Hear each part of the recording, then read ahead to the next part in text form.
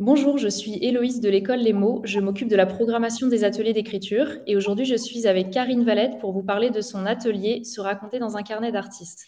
Bonjour Karine, est-ce que tu peux nous dire qui tu es s'il te plaît? Bonjour Aloïse, oui, je suis donc, comme tu l'as dit, Karine Valette.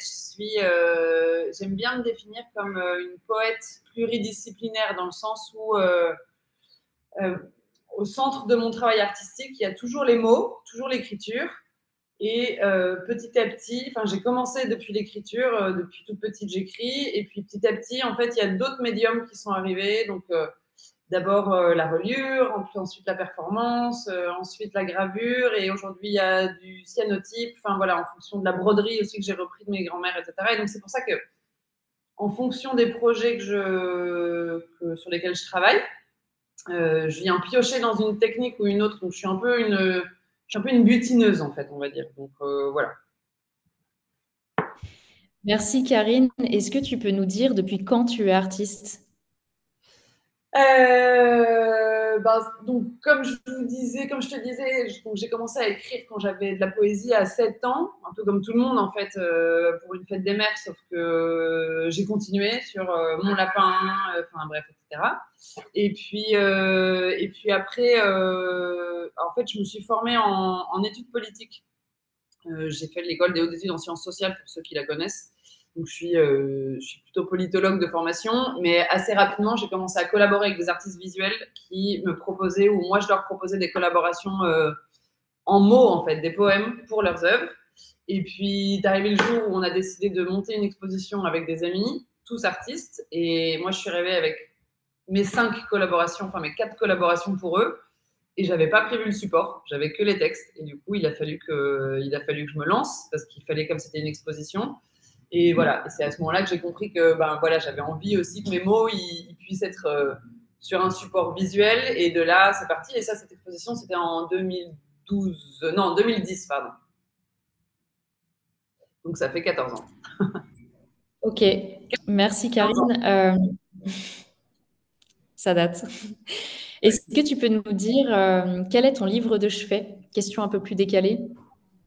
Mon livre de chevet, il est très variable. J'ai évidemment des classiques, mais mon livre de chevet, il dépend de mes projets aussi, en fait. Donc, par exemple, en ce moment, comme je travaille sur mes racines chiliennes, parce que toute la famille de mon père enfin, a émigré au Chili à la fin du 19e siècle, famille française est partie au Chili. Et du coup, je travaille sur ce sujet-là depuis de nombreuses années. Et depuis 2 ans, je me suis installée au Chili. Et donc, en ce moment, par exemple, mon livre de chevet, c'est un livre sur le désert d'Atacama. Parce que je prépare une exposition voilà, dans 2 mois, je serai à Bordeaux avec cette exposition. Et donc, du coup, je me nourris d'un peu tout ce qui me tombe sur la main sur le sujet de mon exposition et du projet sur lequel je travaille à tel moment, tel sujet.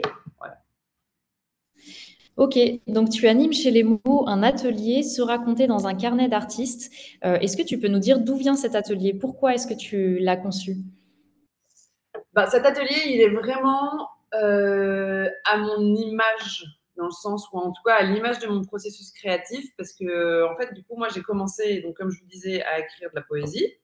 Et puis, à un moment, quand je me suis lancée, quand j'ai quitté mon job, etc., et que je me suis dit, bon, bah voilà, ça y est, je vais être artiste et je veux m'y dédier, je me suis inscrite dans un cours de reliure. Et donc, j'ai commencé à avoir des beaux carnets et que j'ai commencé à remplir de mots, mais en fait, il leur manquait toute la partie visuelle. Et du coup, j'ai commencé à créer des livres d'artistes comme ça de manière très, très autodidacte, sans but, très autobiographique aussi. Et donc, en fait, assez rapidement, un carnet avait un thème, en fait. Par exemple, j'ai eu une période où j'étais insomniaque pendant longtemps à cause d'une endométriose, voilà, et de douleurs que j'avais. Et du coup, en fait, ce sujet-là, je me levais la nuit et puis je faisais ce carnet.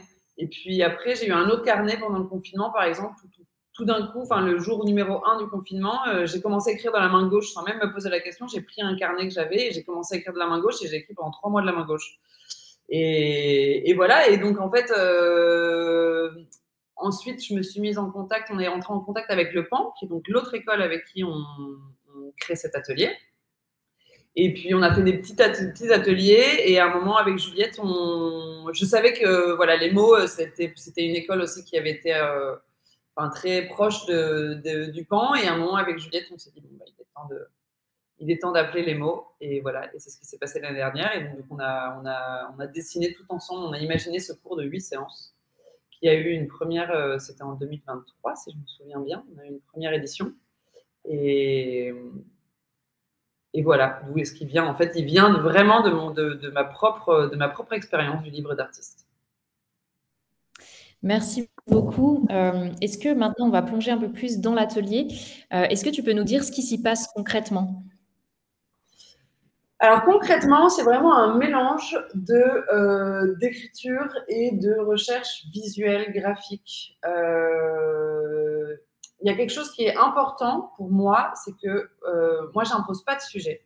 C'est vraiment le participant ou la participante qui arrive avec son envie du moment. C'est un peu comme, moi, je le conçois cet atelier vraiment comme si chacune ou chacun allait prendre en main un sujet éditorial ou un sujet d'exposition et pendant 8 séances, ou pendant 2 mois, parce qu'aussi il y a du travail à la maison, enfin, si on en a envie, on peut travailler que pendant l'atelier, mais on peut aussi vraiment l'enrichir d'une recherche personnelle, etc. pendant 2 mois. On est comme on est comme un petit artiste, un petit écrivain chercheur en fait, et donc du coup on partage tous les mardis. Moi, je donne une petite formation théorique, on va dire, sur ce que c'est que notamment la différence entre l'autobiographie, l'autofiction.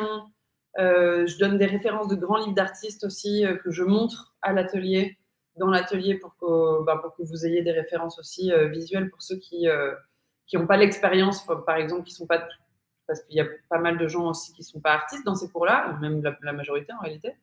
Et, et voilà, et puis donc c'est un premier temps plutôt théorique. Ensuite, on fait un tour de table et on partage ce qui s'est passé pour les uns pour les unes pendant la semaine et comment est-ce qu'ils ont avancé sur leur projet.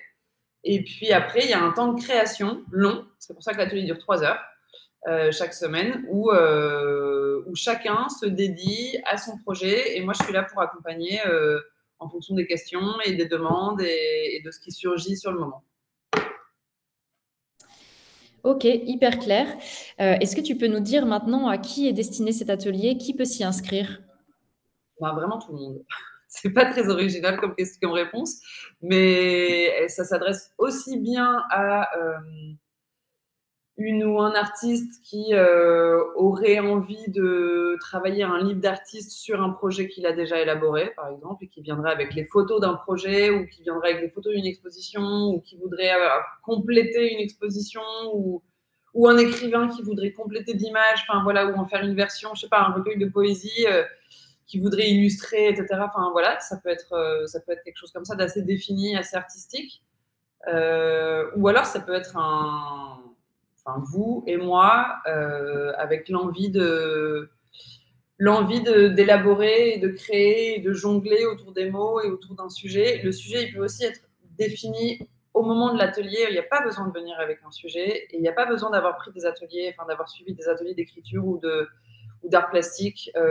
Moi, je viens pas du dessin académique. Je suis un peu une pirate pour ça parce que j'ai plein d'arcs, j'ai plein de cordes à mon arc pour tous ceux qui savent pas dessiner. Parce que je suis passée par là aussi et je m'en sers encore aujourd'hui pour toutes mes expositions. Donc il y a aussi, on utilise aussi beaucoup, on glane dans la nature ce qui nous plaît, on prend des photos anciennes ou des photos actuelles, ça peut être une revue de presse aussi, ça peut être des coupures de presse, ça peut être des coupures de magazines pour faire du collage, enfin voilà, c'est vraiment plutôt infini et du coup ça s'adresse à quelqu'un qui aime bien jouer avec son histoire et qui aime la forme et qui aime le papier et qui aime l'objet livre aussi. Voilà. Merci beaucoup, Karine. Merci à toi, Héloïse.